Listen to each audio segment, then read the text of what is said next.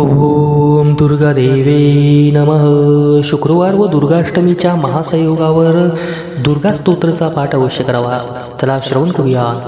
ओम दुर्गा शिवा महालक्ष्मीर महागौरी च चंडिका सर्वज्ञ सर्वलोकेशा सर्वकर्म फलप्रदा सर्वतीर्थमया पुण्या देवयोनिरयोनिजा भूमेजा निर्गुणा चैवाधारशक्तिरनीश्वरा निर्गुणा निरहंकारा सर्वगर्वविमर्दिनी सर्वलोकप्रिया वाणी सर्वविद्यादिदेवता पार्वती देवमाता च वनिशा विन्ध्यवासिनी तेजोवती महामाता कोटिसूर्यसमप्रभा देवतावह्निरूपा च सदोजावर्णरूपिणी गुणाश्रया गुणमयी गुणत्रयविवर्जिता कर्मज्ञानप्रदा कान्ता सर्वसंहारकारिणी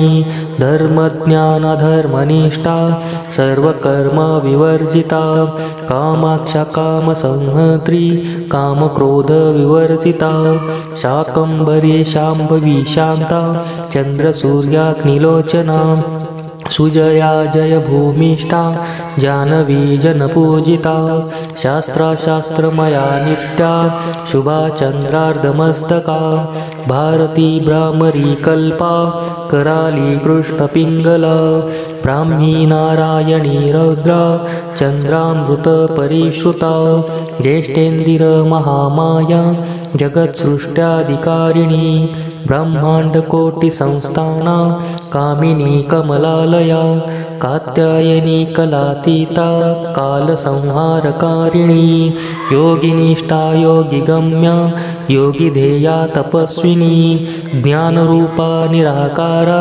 भक्ताभीष्टफलप्रदा भूतात्मिका भूतमाता भूतेशा भूतधारिणी।